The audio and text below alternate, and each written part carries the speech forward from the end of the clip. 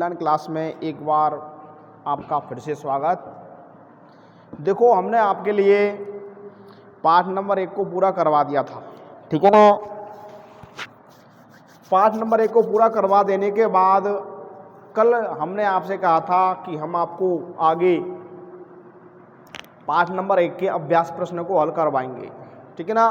तो देखो भाई, आज हम आपके लिए जो हमारा पाठ नंबर 1 रासायनिक अभिक्रिया तथा रासायनिक समीकरण वाला जो चैप्टर था, इसको मैंने आपको वीडियो के माध्यम से, ऑडियो नोट्स आदि के माध्यम से आप तक पहुंचा दिया है, ठीक है ना।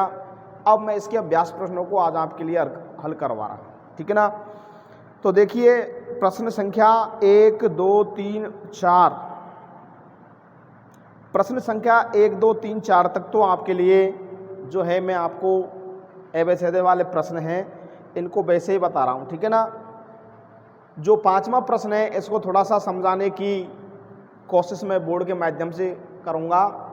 तो आप जो है प्रश्न संख्या 1 से 4 तक को तो आप वैसे ही सुनिएगा। देखो, मेरे पास किताब है, उस किताब के अंतर्गत पहला प्रश्न मैं आपके लिए बोल रहा हूँ। नीचे दी गई अभिक्रियाओं के संबंध में कौन सा कथन सत्य है।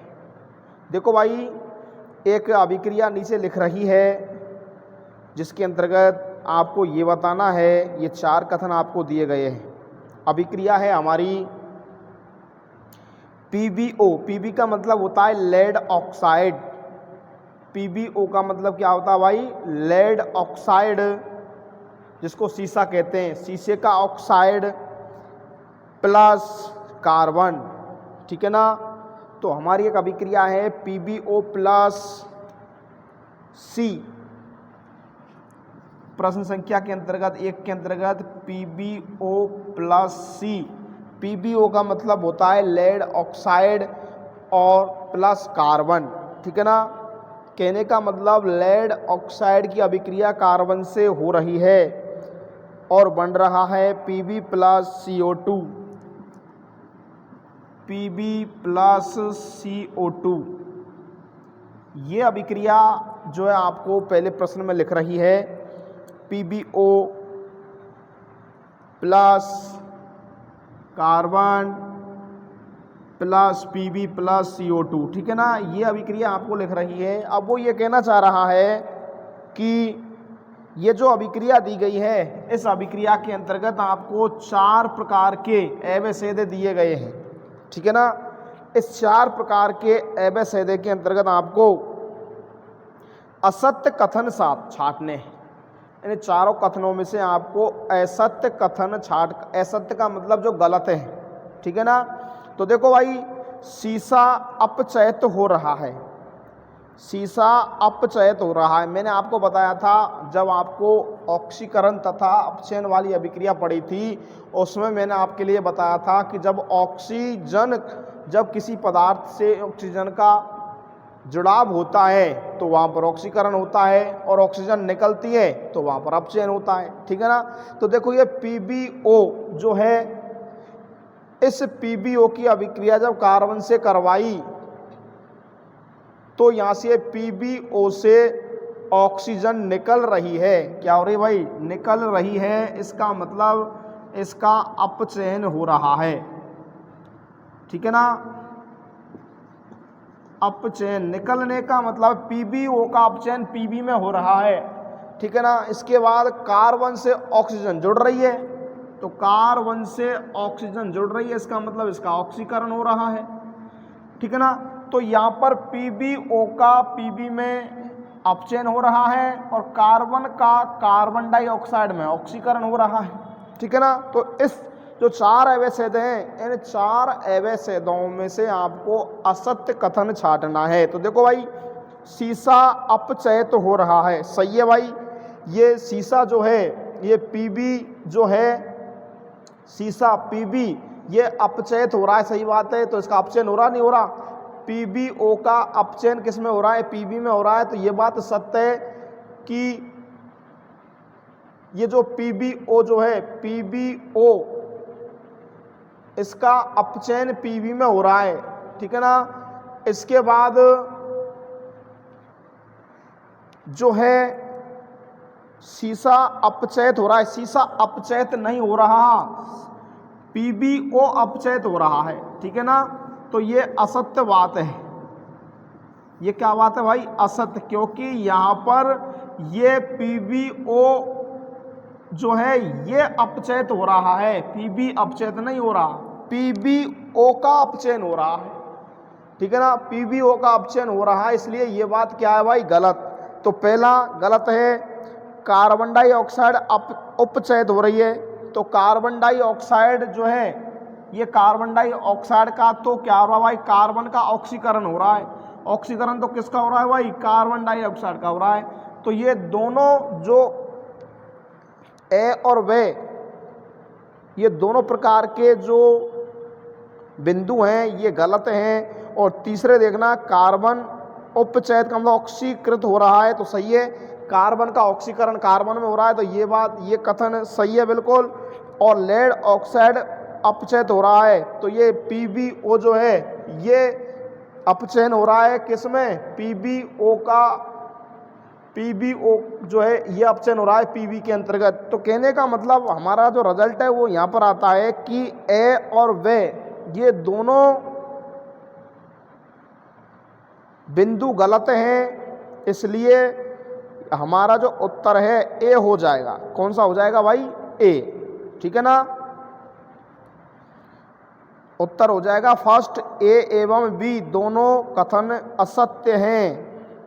दूसरा है Fe2O3 plus A2Al equal to Al2O3 plus 2Fe। तो ये जो अभिक्रिया है ये विस्थापन अभिक्रिया का उदाहरण है दूसरा। और तीसरा जो है लोहा चूर्ण पर तनुक हाइड्रोक्लोरिक अम्ल डालने से क्या होता है, सही उत्तर पर निशान लगाइए। तो भैया इसमें तीसरे में ए है, हाइड्रोजन गैस एवं आयरन क्लोराइड बनता है, ठीक है ना। तो आपको ये 3 प्रश्न है, पहले में ए है, दूसरे में डी है, तीसरे में ए है, ठीक है भाई। तो यहाँ पर ये 3 प्रश्न पूरे हो जाते हैं। चौथा प्रश्न है हमारा, संतुलित रासायनिक समीकरण क्या है, रासायनिक समीकरण को संतुलित करना क्यों आवश्यक है। तो इसका उत्तर आपको देना है। कहने का मतलब यह है कि जो संतुलित रासायनिक समीकरण किसे कहते हैं, तो संतुलित रासायनिक समीकरण किसे कहते हैं, हम सभी जानते हैं, जब अभिकारक और उत्पाद दोनों ओर के प्रत्येक तत्व के परमाणुओं की संख्या समान हो। कहने का मतलब ये कोई अभिक्रिया है, इस अभिक्रिया के अंतर्गत अभिकारक वाले पक्ष में और उत्पाद वाले पक्ष में, दोनों पक्षों के अंतर्गत यदि तत्वों के परमाणुओं की संख्या बिल्कुल समान है, इधर वाले पक्ष में भी समान है और इधर वाले पक्ष में भी समान है, तो इस प्रकार का जो समीकरण होता है वो होता है संतुलित समीकरण। अब फिर आगे प्रश्न क्या कह रहा है, रासायनिक समीकरण को संतुलित करना क्यों आवश्यक है। तो देखो हम सभी जानते हैं कि द्रव्यमान संरक्षण के नियम को संतुष्ट करने के लिए, द्रव्यमान संरक्षण का नियम ये कहता है कि अभिकारक वाले पक्ष में और उत्पाद वाले पक्ष में परमाणुओं के द्रव्यमान बिल्कुल समान होते हैं, इसलिए द्रव्यमान संरक्षण के नियम को संतुष्ट करने के लिए, द्रव्यमान संरक्षण के नियम को संतुष्ट करने के लिए समीकरणों को संतुलित करना अति आवश्यक हो जाता है, ठीक है ना। आगे जो है हमारा 5वां जो प्रश्न है, इसको बड़े ध्यान से देखना। ये 5वां प्रश्न है। इस 5वें प्रश्न में आपसे वो ये कह रहा है कि निम्न कथनों को रासायनिक समीकरण के रूप में बदलकर उन्हें संतुलित कीजिए। आपको ये 1, 2, 3, 4 प्रकार के शब्द समीकरण दे रखे हैं, ठीक है ना। इन शब्द समीकरणों को हमें रासायनिक समीकरणों के अंतर्गत जो है बदल करके लिखना है। तो देखो पहला प्रश्न है हमारा कि हाइड्रोजन गैस है और हाइड्रोजन गैस है। नाइट्रोजन और हाइड्रोजन गैस आपस में संयोग करके अमोनिया बनाती हैं। तो देखो भाई हम सब जानते हैं ये जो शब्द समीकरण है इनको ठीक प्रकार से लिख करके और फिर इनको संतुलित करना है। तो देखो नाइट्रोजन का सूत्र होता है H2, तो हमने लिख दिया H2।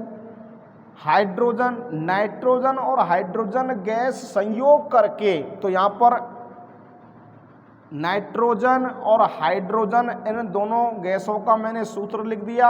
इसका मतलब हो गया कि नाइट्रोजन और हाइड्रोजन गैस आपस में क्रिया कर रही है, ठीक है ना। तो इसका मतलब हो गया नाइट्रोजन, इसका मतलब क्या हो गया हाइड्रोजन, दोनों गैस क्या कर रही हैं भाई, आपस में संयोग कर रही हैं और संयोग करने के बाद उत्पाद बना रही है अमोनिया। तो ठीक है ना, ये दोनों अभिकारक हो गए, जो क्रिया करता है वो अभिकारक होता है, ठीक है ना। तो ये H2 और N2 क्या हो गए, अभिकारक हो गए, और अभिकारक के बाद उत्पाद को लिखा जाता है तीर का निशान लगा करके। तो ये नाइट्रोजन और हाइड्रोजन बना रहे हैं अमोनिया, तो ये हमारा अभिकारक हो गया। क्या हो गया भाई, अभिकारक बना रहे हैं, क्या बना रहे हैं, अमोनिया। अमोनिया का सूत्र क्या होता है, NH3, ठीक है ना। तो जो शब्द समीकरण लिखा हुआ है इसको हमने इस प्रकार से लिख दिया, ठीक है ना। अब इसका मतलब वही हो गया, नाइट्रोजन और हाइड्रोजन गैस मिलकर के अमोनिया बन रहा है। जो हमसे कह रहा है वो की वही हमने यूं की यूं लिख दिया, ठीक है ना। अब ये नाइट्रोजन और हाइड्रोजन, ये हमने ये समीकरण जो लिख दिया है इसको अब चेक कर लेते हैं कि संतुलित है कि नहीं। तो देखो भाई H2 इधर 2 है, इधर 3 है, तो इधर ज़्यादा है इधर कम है। और आगे चलते हैं, N2 इधर 2 है इधर 1 है। अब इस N2 को 2 करने के लिए हमने यहाँ पर 2 लगा दिया, तो यहाँ पर ये 2 लगाने के कारण नाइट्रोजन कितनी हो गई, 2, इधर भी नाइट्रोजन कितनी है भाई, 2। लेकिन इस नाइट्रोजन को संतुलित करने के लिए, क्योंकि हाइड्रोजन भी इसी से जुड़ा हुआ है, तो इसके 2 लगाने के बाद हम सभी जानते हैं कि बीच में कुछ नहीं लगाते, ना ही रासायनिक समीकरण से कुछ हटाते हैं, ठीक है ना, ना ही बीच में कुछ लगाते हैं। संतुलित करने के लिए कम वाली संख्या को संतुलित करने के, ज़्यादा जो संख्या होती है उसको संतुलित करने के लिए कम वाली संख्या की ओर आगे की तरफ संख्या जोड़ देते हैं, जिसको गुणा में प्रयोग करते हैं। तो देखो इस N2 को संतुलित करने के लिए, 2 करने के लिए हमने इसके आगे 2 लगा दिया। अब इस 2 लगाने के कारण नाइट्रोजन तो 2 हो गया, लेकिन हाइड्रोजन कितने हो गए, 6। हाइड्रोजन कितने हो गए भाई, 6, क्योंकि जो भी संख्या लगाते हैं उसको गुणा के रूप में प्रयोग करते हैं। तो देखो 2 नाइट्रोजन हो गए, लेकिन हाइड्रोजन कितने हो गए अब, 6, क्योंकि 3 पहले से ही 3 है, तो 3 दूनी 6। अब इधर 2 ही रह गए, तो इसको 6 करने के लिए हमने इसके आगे क्या लगा दिया, 3। अब देखना 3 दूनी 6 हाइड्रोजन इधर हो गए, 2 नाइट्रोजन इधर हो गई, इधर देखना 2 नाइट्रोजन इधर हो गई और 6 हाइड्रोजन इधर हो गई। कहने का मतलब अब हमारा समीकरण क्या है भाई, संतुलित है। तो इस तरह से हम इन चारों सवालों को हल करेंगे, ठीक है भाई। दूसरा प्रश्न है हमारा हाइड्रोजन सल्फाइड। हाइड्रोजन सल्फाइड का सूत्र होता है H2S। क्या होता है भाई, H2S, H2S होता है, ठीक है भाई। अब हाइड्रोजन सल्फाइड गैस का वायु में दहन करने पर, जब भी कोई, जहाँ पर भी आपको दहन की या जलाने की बात आती है तो वहाँ पर हम उसकी अभिक्रिया होती है ऑक्सीजन से। किससे होती है भाई, ऑक्सीजन से। तो यहाँ पर ये H2S हाइड्रोजन सल्फाइड, H2S इसका सूत्र हो गया। इसको वायु में दहन होने पर या जलाने पर, तो H2S की अभिक्रिया किससे कर दी, ऑक्सीजन से। जलाने का मतलब जब कोई भी पदार्थ जलता है या जलाने की बात आती है तो वहाँ पर आपको ऑक्सीजन गैस लिख देनी है। इसलिए H2S की अभिक्रिया किससे, दहन करने पर या जलाने पर, H2S को जलाने पर, इसका मतलब हो गया, ठीक है ना। जल एवं सल्फर डाइऑक्साइड बनता है, तो जल का सूत्र होता है H2O। ये तो हमारे अभिकारक हो गए। हाइड्रोजन सल्फाइड की अभिक्रिया किससे हो रही है, ऑक्सीजन गैस से, तब जल और क्या बन रहा है भाई, सल्फर डाइऑक्साइड बन रहा है। तो सल्फर डाइऑक्साइड का सूत्र होता है SO2। क्या होता है भाई, SO2। तो इसका मतलब हो गया हाइड्रोजन सल्फाइड का दहन करने पर जल और सल्फर डाइऑक्साइड बनता है। अब इसको देख लेते हैं कि ये संतुलित है कि नहीं। तो देखो भाई, हाइड्रोजन इधर 2 हैं, इधर हाइड्रोजन 2 हैं, तो हाइड्रोजन तो सही है। सल्फर इधर 1 है, इधर भी सल्फर 1 है, सल्फर भी सही है। अब देखते हैं ऑक्सीजन, क्या देखते हैं भाई, ऑक्सीजन। तो ऑक्सीजन को और देखते हैं। ऑक्सीजन इधर 2 है, उधर ऑक्सीजन 3 है। देखो इधर ऑक्सीजन 2 है और इधर 3 कैसे है, SO2 में 2 तो इधर है ऑक्सीजन और 1 H2O में, तो 2 और 1 3 ऑक्सीजन इधर है और इधर ऑक्सीजन कितने, 2। तो कहने का मतलब यहाँ पर ऑक्सीजन अनबैलेंस है। अब इस ऑक्सीजन को संतुलित करने के लिए हम क्या करेंगे, इधर की तरफ क्या लगा देंगे भाई, कुछ गुणक के रूप में अंक लगाना पड़ेगा। इस ऑक्सीजन को संतुलित करने के लिए हमने यहाँ पर 3 लगा दिया। क्या लगा दिया भाई, 3। तो इधर ऑक्सीजन कितनी हो गई, 3 दूनी 6, ठीक है ना। इधर कितनी रह गई अब, 3। तो अब इधर ज़्यादा हो गई, इधर कम रह गई, ठीक है ना। तो इस ऑक्सीजन को 2 करने के लिए दो करने के लिए यहाँ पर हमने 2 लगा दिया। तो यहाँ पर ऑक्सीजन 2, ठीक है ना, और यहाँ पर 2, तो कितनी हो गई, 4। तो कहने का मतलब अब भी कम है, इधर 6 है और इधर कितनी है भाई, 4। तो जैसे हमने यहाँ पर 2 लगाया, इस H2O के आगे 2 लगाया, ऐसे ही हम इसके आगे भी क्या लगा देंगे, 2। तो देखो भाई, 2 ऑक्सीजन ये रही और 2 ऑक्सीजन ये रही, 2 ऑक्सीजन ये रही और 2 दूनी 4 ऑक्सीजन ये रही। तो 4 और 2 6 ऑक्सीजन इधर हो गई और 3 दूनी 6 ऑक्सीजन इधर हो गई, ठीक है ना। एक बार फिर समझें, क्योंकि यहाँ पर 6 ऑक्सीजन है, इस 6 ऑक्सीजन को बैलेंस करने के लिए इधर भी हमको अंक लगाना पड़ेगा। H2O के आगे 2 लगा दिया, ठीक है ना। तो 2 लगाने के कारण हाइड्रोजन 4 हो गई, तो इधर हाइड्रोजन 2 रह गई, तो इधर भी हम क्या लगा देंगे भाई, 2। तो 2 दूनी 4 हाइड्रोजन, 4 हाइड्रोजन, 2 सल्फर, तो 2 सल्फर, ठीक है ना।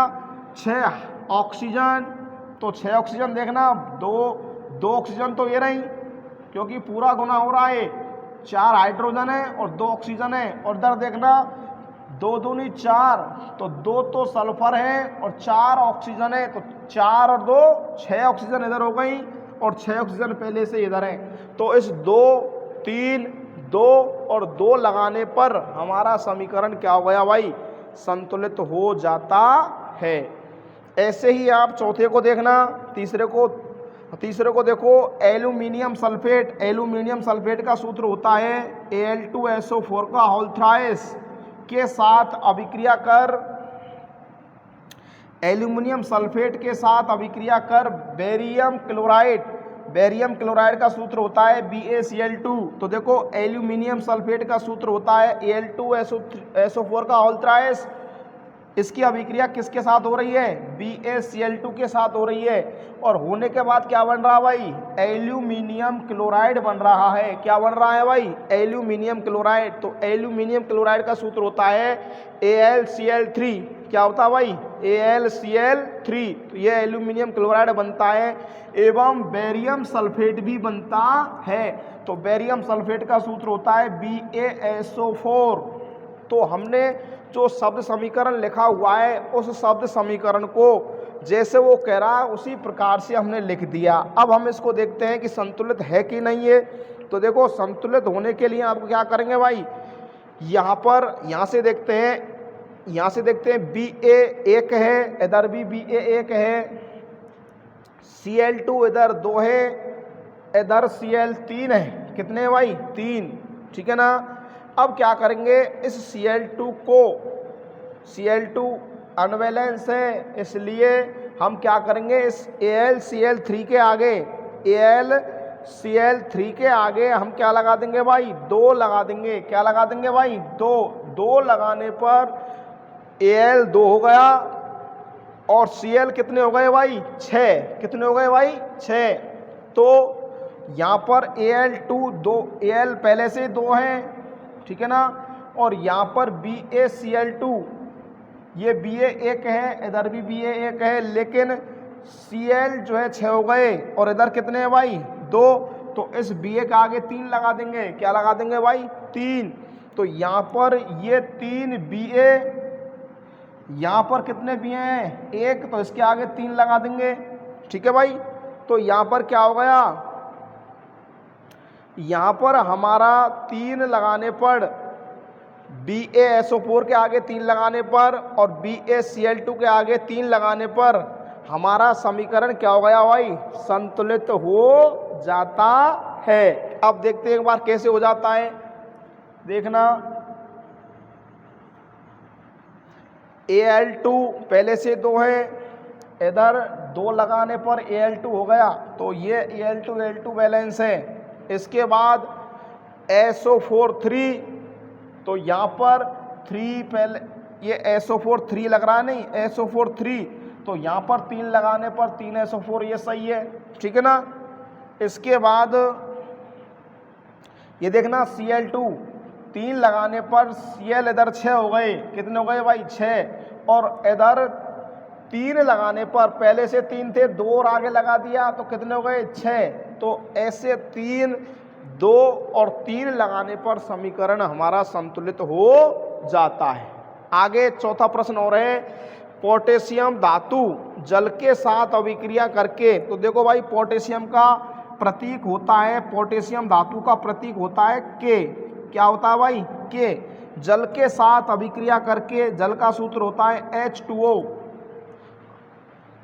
पोटेशियम हाइड्रोक्साइड, तो ये है पोटेशियम KOH, पोटेशियम हाइड्रोक्साइड एवं हाइड्रोजन गैस बनाता है। तो ये पोटेशियम हाइड्रोक्साइड KOH और हाइड्रोजन गैस H2 बनाता है। ये हमने शब्द समीकरण को लिख दिया। अब देखते हैं इसको कि ये समीकरण संतुलित है कि नहीं। तो देखना, इधर K1 है, इधर भी K1 है, इधर हाइड्रोजन 2 है, इधर हाइड्रोजन 3 है। 3 कैसे है, KOH में 1 तो और हाइड्रोजन में 2 है। तो यहाँ पर क्या करेंगे, हमारी ये हाइड्रोजन जो है अनबैलेंस है, इसको संतुलित करने के लिए इधर 3 है, इधर 2 है, तो इसको संतुलित करने के लिए हम क्या करेंगे भाई, कम वाले की तरफ अंक लगा देते हैं, ठीक है ना। तो यहाँ पर ये 2 लगा देंगे, ये 2 लगा देंगे और यहाँ पर ये 2 लगा देंगे। तो देखना, ये 2-2 लगाने पर हमारा समीकरण क्या हो जाता है भाई, संतुलित कैसे हो जाता है। अब देखना, 2K, तो इधर भी 2K, ठीक है ना। 2H हाइड्रोजन कितने, H2 के आगे 2 लग रहा है, तो 4 हाइड्रोजन, तो इधर भी 2 KOH में 2 हाइड्रोजन ये रही और 2 ये रही, 4 हाइड्रोजन हो गई, ठीक है ना। आगे ऑक्सीजन, ऑक्सीजन 2 ये रही और इधर 2 ये रही, तो ये 2, इधर 2 और इधर 2 लगाने पर हमारा समीकरण संतुलित हो जाता है। इस तरह से ये 5वां प्रश्न आपका कंप्लीट। आगे के प्रश्न हम अगली वीडियो के अंतर्गत बताएंगे। Thank you.